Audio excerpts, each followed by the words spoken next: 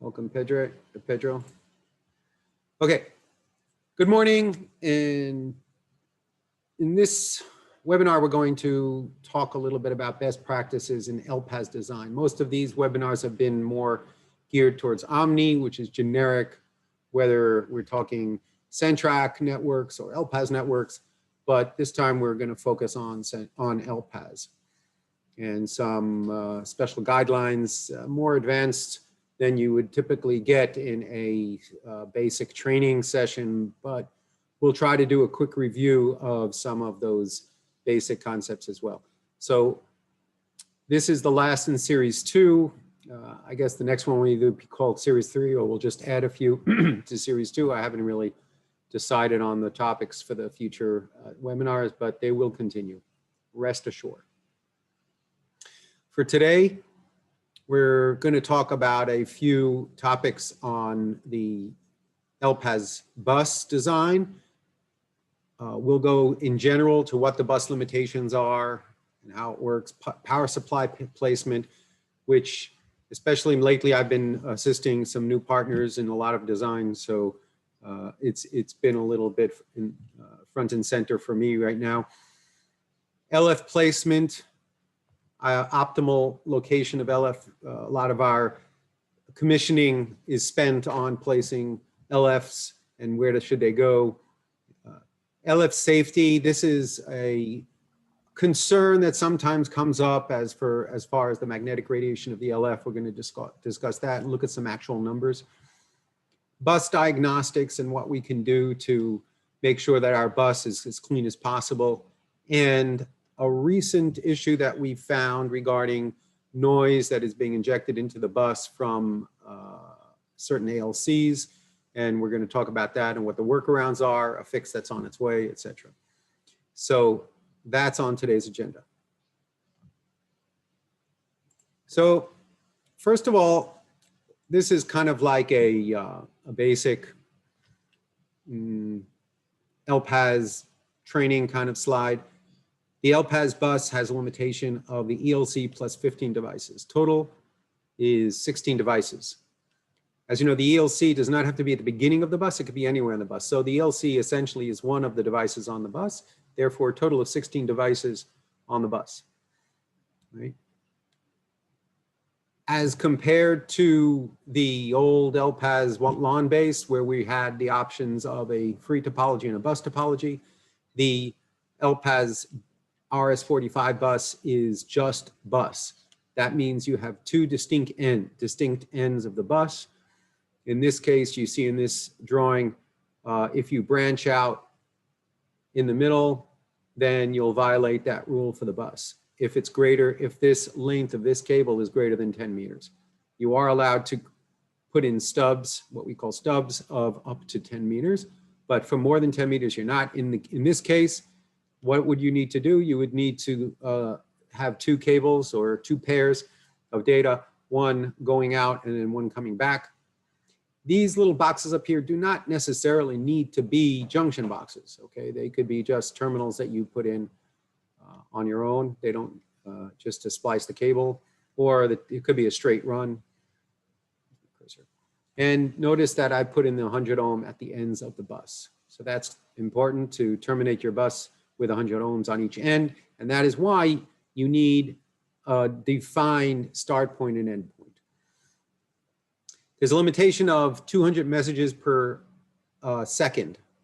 Now, let's say, and you can make the calculation on your own, but essentially what we used to say of a limitation of, let's say, 5 or 6 RFs on the bus, that was basically to limit the number of messages on the bus.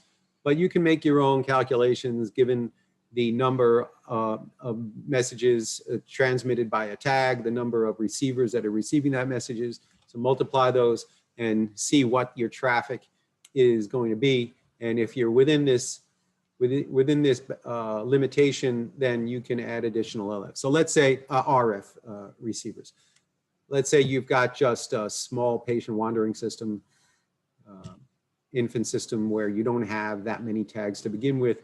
You can have a single bus and fill it with RF. That's fine as long as you're not exceeding the number of messages per second on the bus. So that is kind of a change in our guidelines compared to the past, where we were trying to say, okay, put a maximum of 5 or 6 RFs on the bus. But no, you can put as many as you want as long as you don't create too much traffic. The total length of the backbone is 500 meters. That doesn't include the stubs, right? So if you've got 15 stubs, so you've got another, or 16 stubs, that's another 160 maximum meters on top of this with the all together. But 500 meters is the maximum backbone, 10-meter stub, as we said. The backbone, because we've got 3 pair, we've got a Cat 5 cable where we're punching down 3 pair for power and 1 pair for data, then each one of those pairs could take about 500 milliamps. We will go into that in greater detail in another slide or so. But essentially that means that the backbone is limited to about 1.5 amps. So you need to make the calculation of how many milliamps you're drawing at a certain point on the bus, given the number of devices and types of devices and power levels of the devices on one side and the power supply being on the other side. So we'll have a look at a design.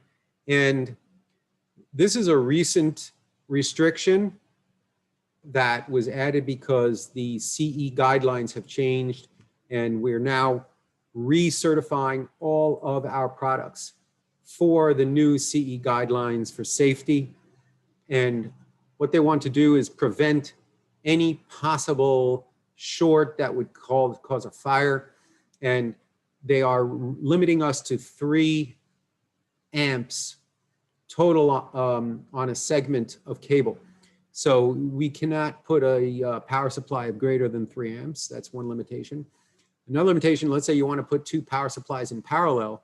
Let's say you have a lot of ALC exciters at full power and you want to be able to supplement the number of power supplies on the bus, and you want to have more than 1 power supply.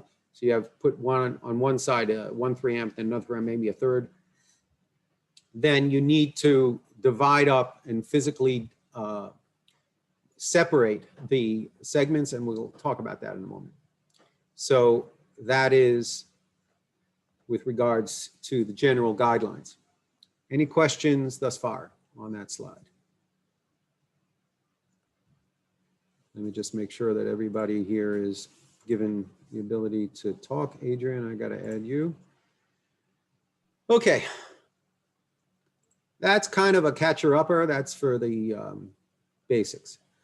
Now let's look a little bit about wire temperature.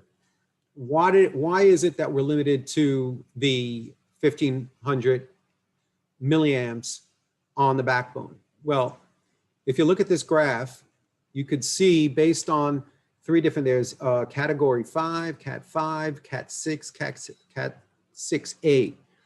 And based on the gauge of the wire, I guess, then these graphs indicate the rise in temperature as a function of the current that is passing through that wire, right? So if you're a standard Cat 5 and you want to limit yourself to 10 degrees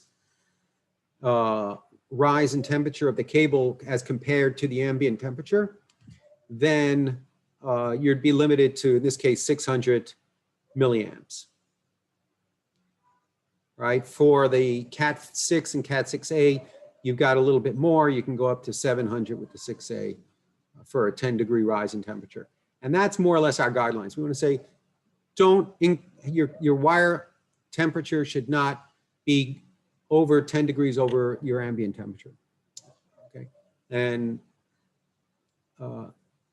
that's already has some safety, factor built in, so that's okay. That means that for Cat 5, we're limited to 600 milliamps, and we round that out down to 500 milliamps. So 500 milliamps per pair of wire.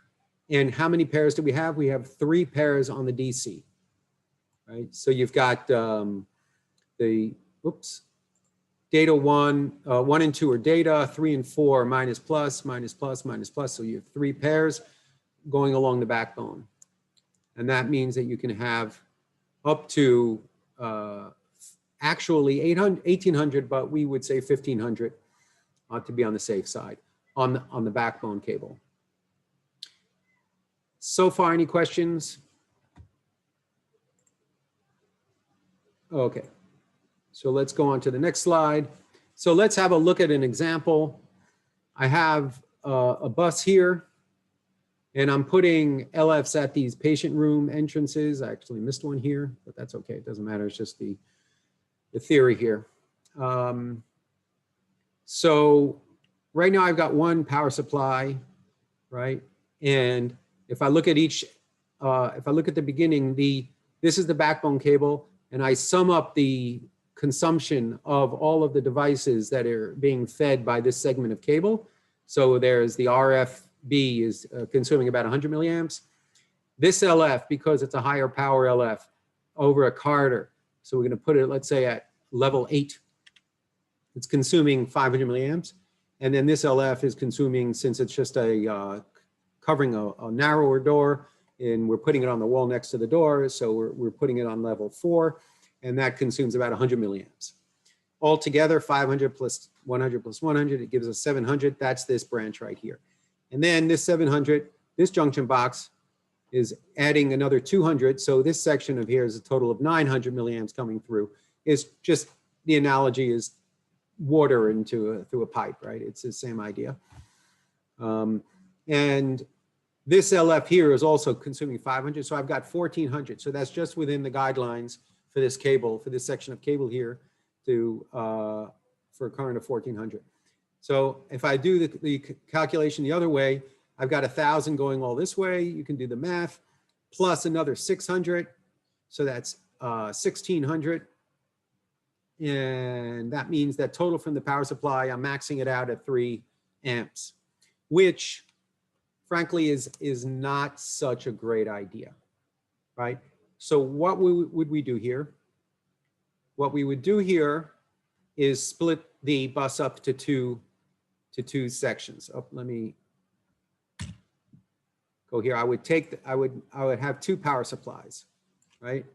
I'd have one that we would link, let's say, to,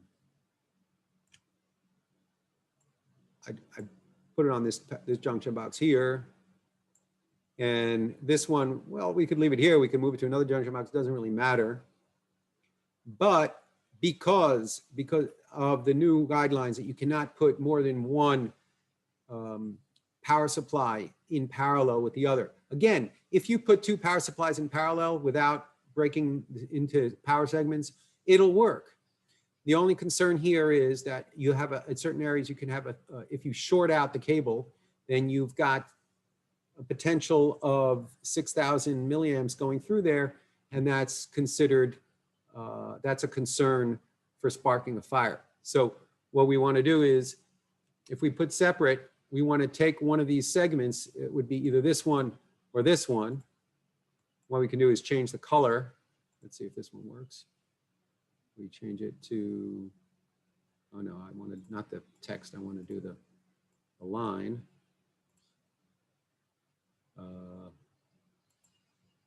And we're going to turn it into this color. This little section of cable, what I'm doing, I'm only terminating, I'm only punching down the data. So if I go back to my junction box here, so I'm just punching down 1 and 2, and I'm not punching down 3 to 8, right? Just punching down 1 and 2 on either end of the cable. And that way, only the data is carried over the bus and not the power. Right, so for this segment here, I'm punching down on either end just wires 1 and 2, or the first pair of the Cat5. Any questions thus far?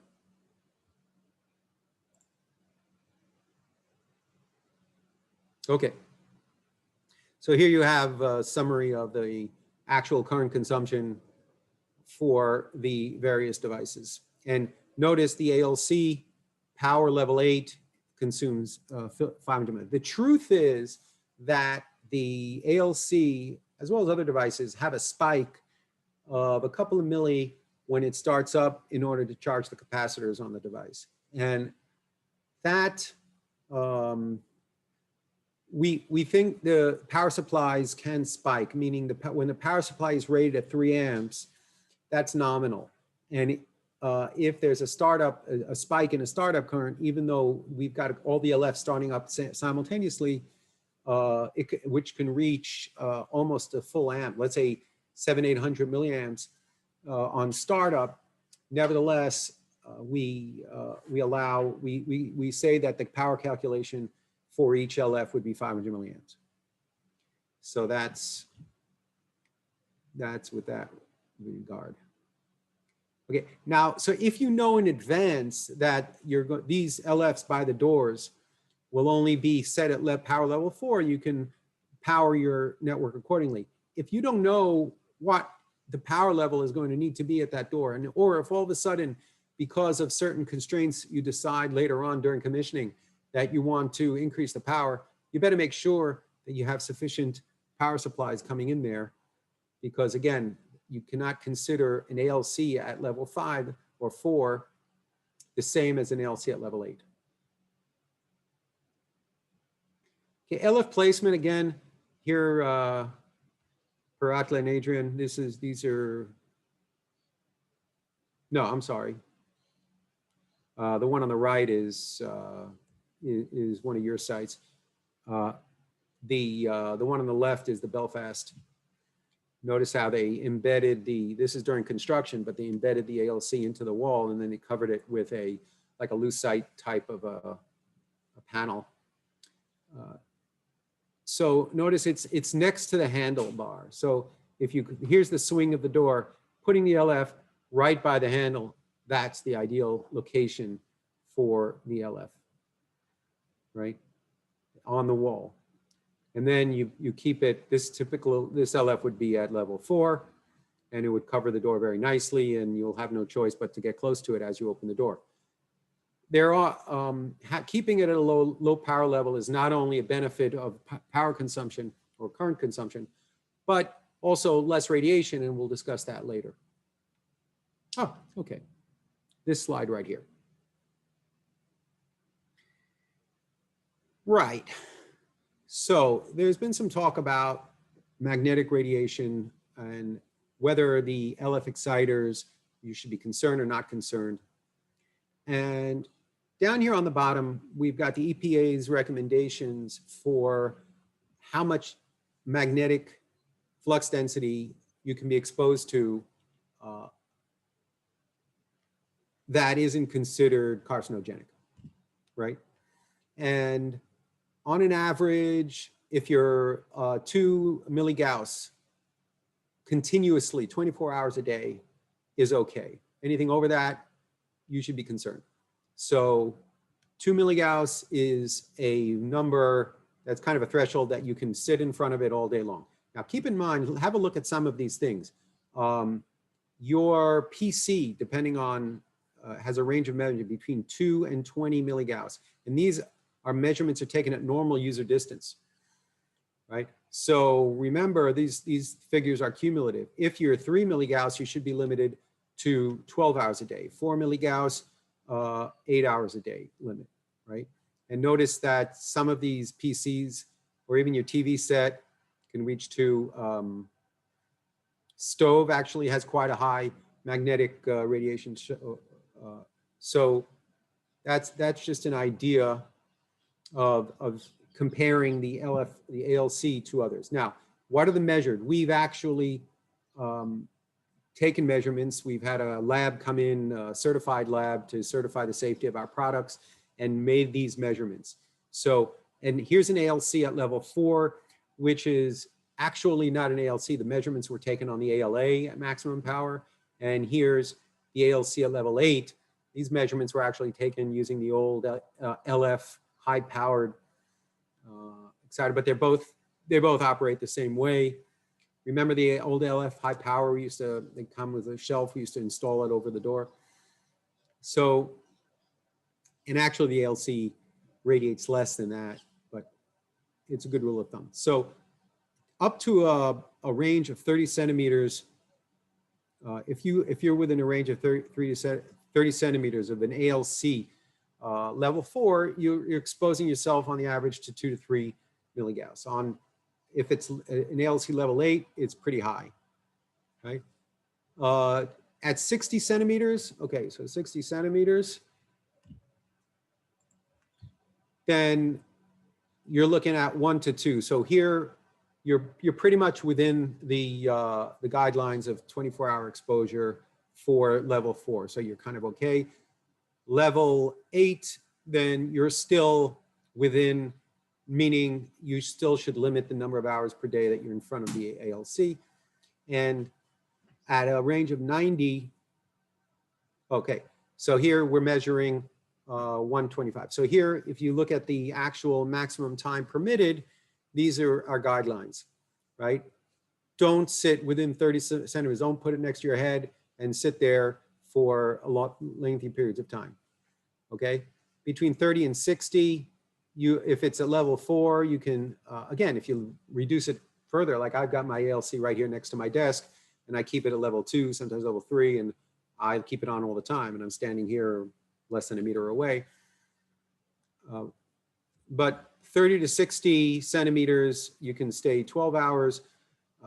The ALC level 8, 2 hours, and then unlimited for the ALC level 4, unless under 90 centimeters, and then greater than 90 centimeters is no limit. So again, the question now is, can we put the ALC over a bed, right? Let's say you want to do bed location based on an LF field.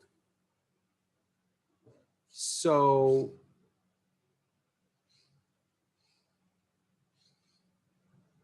okay, so here I've got an example of a site where they said, okay, I've got separate beds here. I want an LF inside. Maybe we'll put it over, maybe we'll put it under, maybe we'll put it behind, but an LF next to the bed so that I get LF location by the bed. I believe, okay, so if you are at all concerned that you're going to exceed that, let's say you're between 30 and 60 centimeters and you're going to exceed the 12 hours because the patient's going to be in bed all day,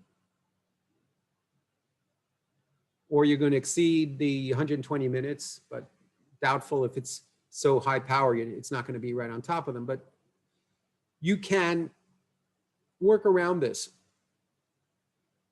And what you can do is wire the output to the input. The input 1, you know that if input 1 you ground, you set to ground, then it will turn off the LF transmission.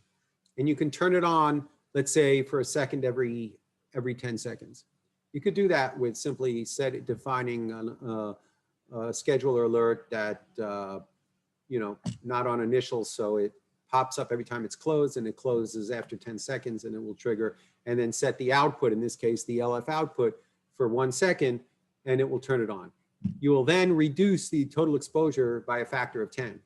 So that would put you within certainly comfortable guidelines. Even if you want to put it right smack under the bed, you're okay. Okay, so that would require wiring taking a bridge, a little piece of wire, turning the output to the input, and defining that rule in Omni. We are right now, our next project of the ALC firmware update is going to contain the ability to set a cycle where you can do that in software and say, I want the ALC to transmit every 10 seconds. And that would be much like, as far as location, an IR, right? So an IR transmits, let's say, once every 10 seconds and walk into the room. Within 10 seconds, you're going to be hit. Similarly here, you go to the bed, within 10 seconds, the LF is going to hit you if you cycle it on a 10-second period, right? So that's with regards to placing the LF right under a patient. Another thing you want to look at here is in-out logic. So sometimes with floor logic, you want to indicate if a tag is on the floor or has left the floor. In that case, you need an in and an out. So here, if you see, I've got 3 elevators here. I've got the exit to a stairwell over here. So what I do is I put my LFs at the main doors to the lobby here. So I have an LF here, and if I pass that LF, I am now considered on this floor. But I also put an LF in front of the lifts and an LF in front of the exit to the floors. That, if I pass that, then it's going to check me out of the floor. So like I might be using last LF location while I'm on the floor, but after I leave the floor, I go to the RF, whatever, maybe I'm going outdoors. So I'm just showing you an example of, you don't necessarily have to put the LF on one side, you know, on either side of the door. You have to be creative in saying, okay, where can he possibly go from this point? So when he comes in, let's say he's coming out of the stairwell or out of the elevator, he's still off the floor until he hits one of these LFs going into the actual wards. So I just wanted to give that as an example. Also have a look here. I put a power supply here, and we have a power supply here because I want to make sure that I've got sufficient power here on this end of the bus. And on this end of the bus, I've got, well, there are no high power LFs here. So, but nevertheless, I put in 2 power supplies. I would need to break the network somewhere here as far as power. Also notice I've got EDPs here. EDP, you need to plan for an Ethernet point if you want to power, or the EDP can communicate over Wi-Fi as well. But for IP connectivity, you would want an IP point and then connect it to the junction box as well. So that's that. Now going over to bus diagnostics, we have, you know, an EV2, right? If we go to EV2, we can go to the Elpas device manager and go over the diagnostics, select all, and run your test, right? And it's going to run through all the devices. Most of the devices on my system are not connected.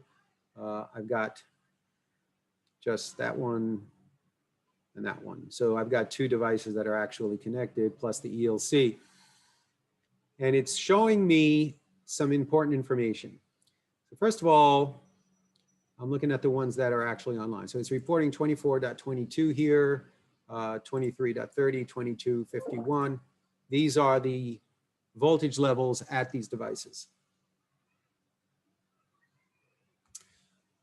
Right. Another important number is the CRC. So notice I have here 1 out of 104,000. And that's considered a low level of CRC errors. My bus is pretty stable, right? Let's go back to here.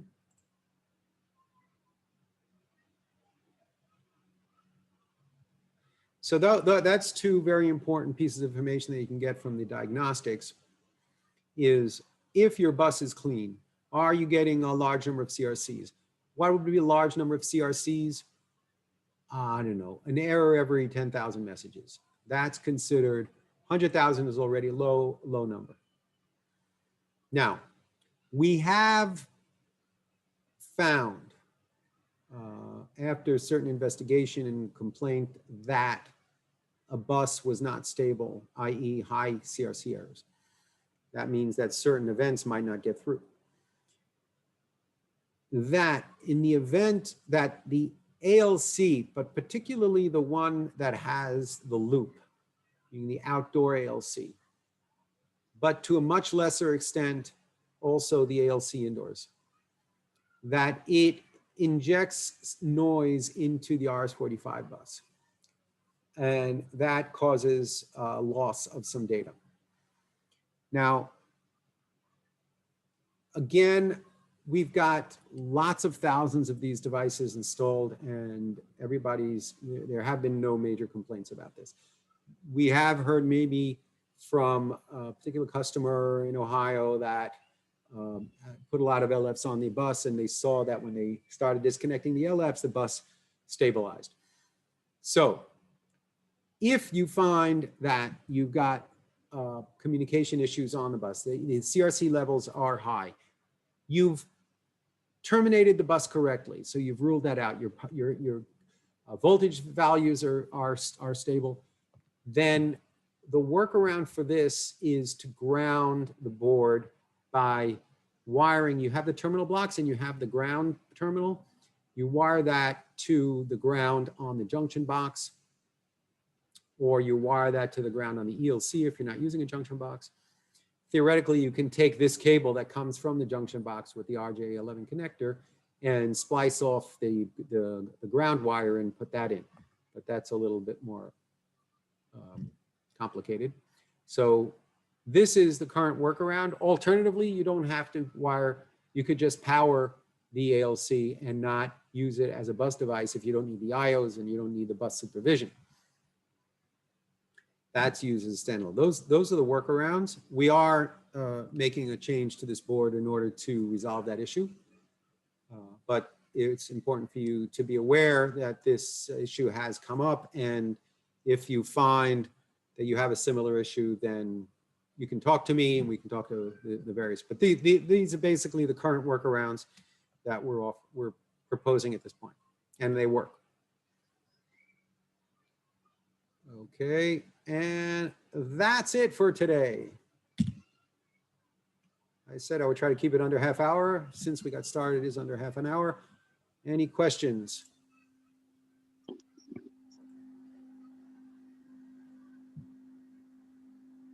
Okay.